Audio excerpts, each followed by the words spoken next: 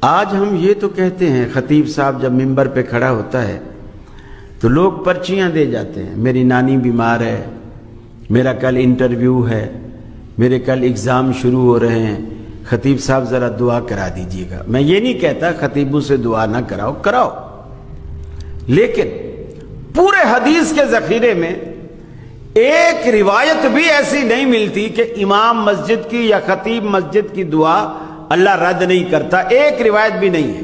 لیکن یہ روایتیں موجود ہیں کہ دعوت الوالد لولدہ، والد کی دعا اولاد کے حق میں اللہ رد نہیں کرتا۔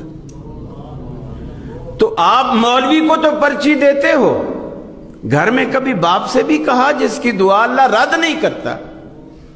کبھی اس سے بھی کہا؟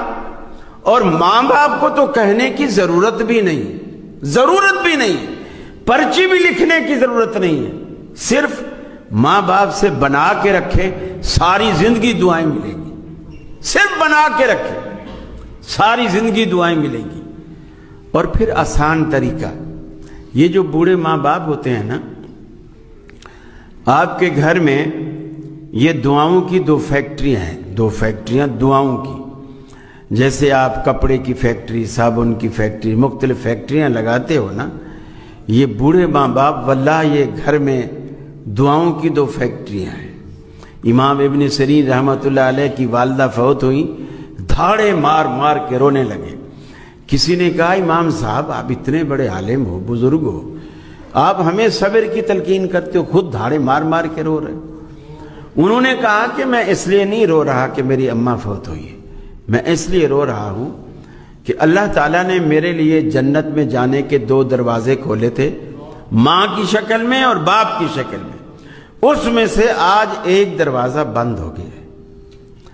یہ جس دن ان کی آنکھیں بند ہوتی ہیں نا، پیچھے آپ کو دعائیں دینے والا کوئی نہیں ہوتا، سب حسد کرتے ہیں، آپ کی ترقی سے لوگ جیلس ہوتے ہیں۔